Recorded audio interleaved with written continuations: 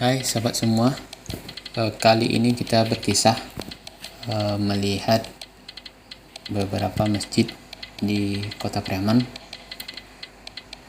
Masjid di Minangkabau pada masa lampaunya tidak bisa kita lepaskan dari sejarah nagari.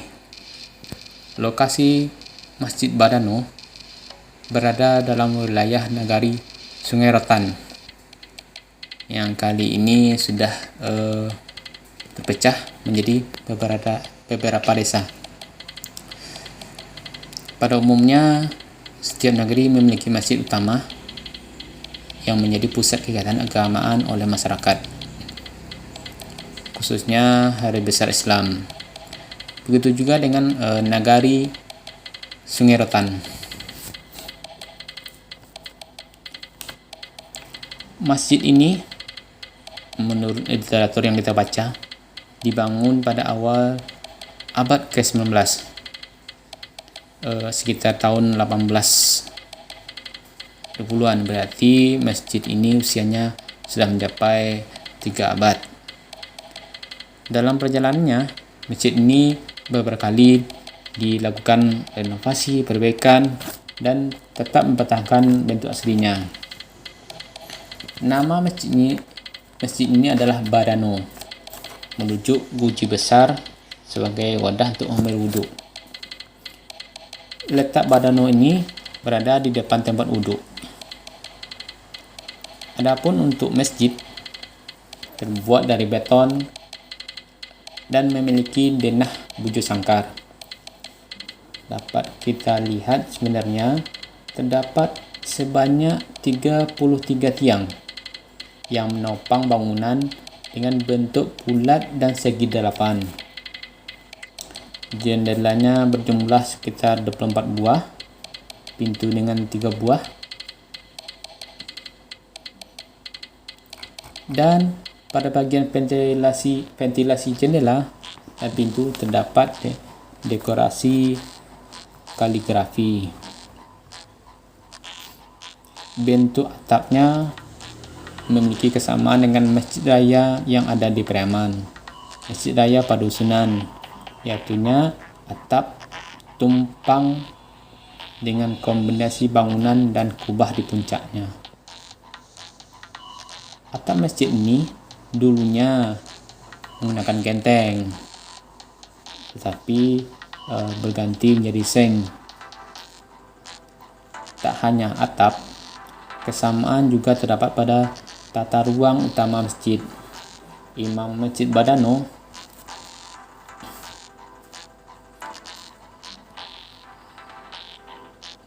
akan tetapi terdapat perbedaan pada menara yang menyatu dengan bagian depan masjid. Masjid ini memiliki 3 menara, satu diantaranya di mihrab.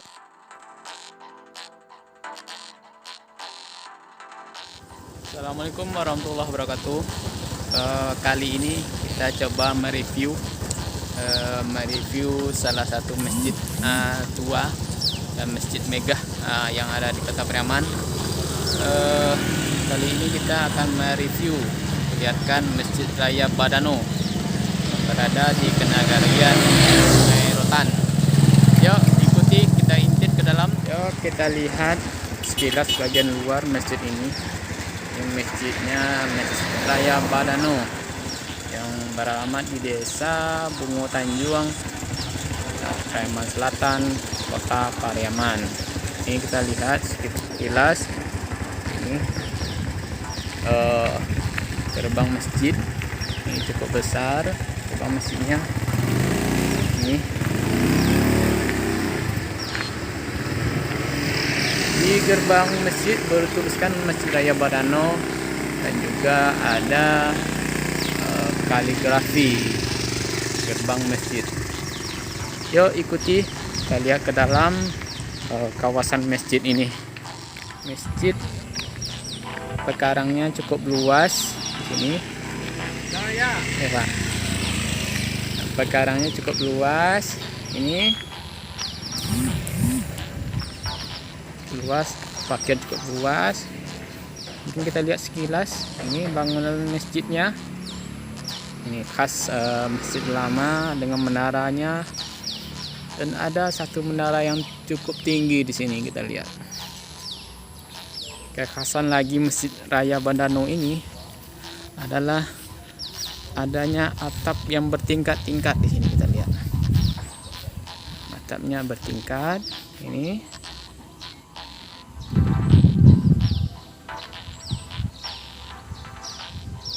Dan masjid ini juga menjadi satu kawasan untuk belajar ngaji untuk anak-anak. Ini adalah tempat ngaji untuk anak-anak di Desa Bungo Tanjung. Ada bagian depan masjid ini mungkin ada membedakan lagi dengan masjid-masjid yang lainnya. Di sini di depan masjid ada taman. Taman di sini ada taman. Nih mungkin kita tengok lagi ke depan tamannya. Langkah ke taman. Ini ada kolam-kolamnya, dan ini adalah semacam hiasan kolam yang bikin ke taman. Terus ada lagi kita lihat di sini semacam ada hiasannya adalah meriam. Yang kedua ada guci di sini yang bertuliskan Badano. Ya, kita lihat ya, ada guci besar, mungkin diameter ada 1 meter mungkin ada. Kita lihat ini cukup besar.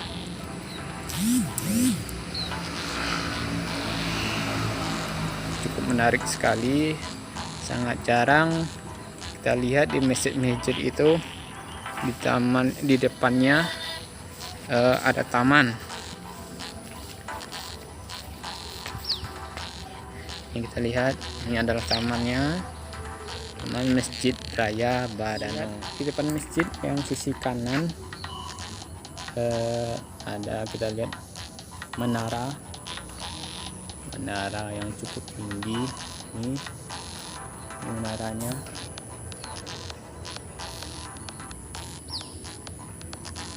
Untuk menara kita lihat warna-warninya warna hijau dan warna kuning. Khasnya dua warna hijau. Lihat di sisi kanan masjid. Ini perkara masjid. Ini pagar. Warna catnya dominan hijau dan kuning. Ini dipagar rapi. Jadi masjid ini ada kawasannya.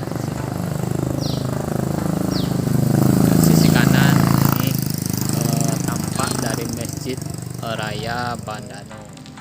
Kita coba melangkah dari luar masuk ke dalam masjid. Ini kita coba masuk ke dalam masjid. Ini bagian teras masjid. Teras masjid cukup bersih. Ini.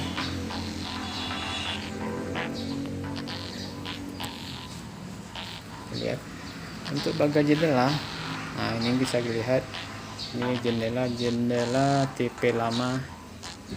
Kita lihat, dan di atasnya ada semacam ventilasi. Ini khas yang lama, juga dipenuhi dengan tulisan-tulisan kalimat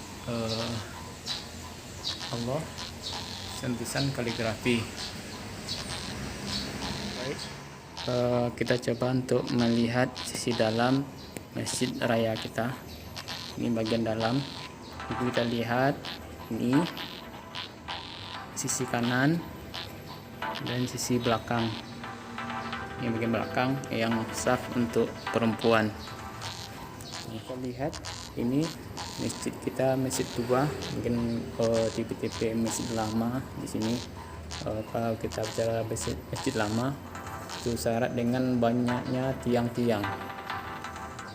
Untuk bagian depan ini kita lihat dipenuhi kaligrafi. Kita lihat ini kaligrafinya ditulis, dilukis. Ini kaligrafi depan. Ini kita lihat. Terus yang bagian depan, bagian imam ini kita lihat itu depan adalah bagian untuk khatib pada waktu sholat Jumat. Kalau kita bicara masjid lama, masjid tua di Pariaman, kita lihat yang pertama mungkin khasnya adalah banyaknya tiang-tiang, dan khas lagi adalah adanya tiang utama. Ini tiang utama yang ada di tengah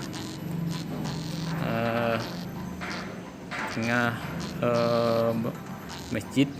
Ini yang masjid lama, khasnya adanya tiang yang cukup besar, posisinya di tengah. Ini kita lihat di sini, ini tiangnya. Di dalam masjid ini juga dipasang semacam kipas angin. Selama kita berada dalam masjid ini, masjidnya cukup sejuk, nyaman, sehingga kita betah untuk berlama, berzikir, beribadah kepada Allah. Kita lihat di sini, melangkah ke belakang ke tempat berwudhu. Tempat berwudhu di sini kita lihat ada tempat berwudhu untuk wanita. Nah, ini sebelah kanan ada tempat berwudhu laki-laki.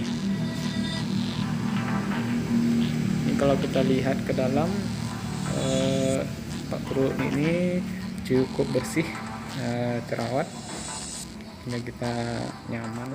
Ada yang jadi khas dari masjid ini, adanya guci dengan ukuran yang cukup besar. Ini yang ditaruh lokasi dekat dengan tempat berwudhu.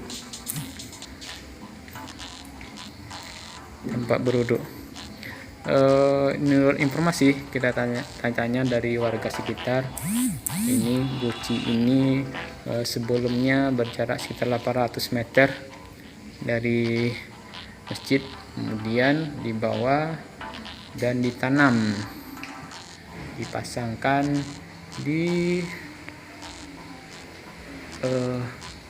belakang masjid dekat tempat berwudhu. Ini kalau kita lihat, ini diameternya sampai 1 meter, mungkin cukup besar. Ini guci lama, guci tua, sama dengan masjid yang lainnya yang pernah kita review di kawasan Pariaman. Ini ada semacam tabuf, nih tabuf yang sama, yang berfungsi nantinya untuk menandakan masuknya waktu sholat. Ini untuk tabuf terbuat dari pohon kelapa yang diambil bagian pangkal, bagian bawah. Ini dilapisi dengan kulit sapi atau kulit kambing sebagai penutup tabungnya. Nih. Sekian dulu dari kita, Pai Saija Channel. Jangan lupa like, komen, dan subscribe-nya ya. Terima kasih.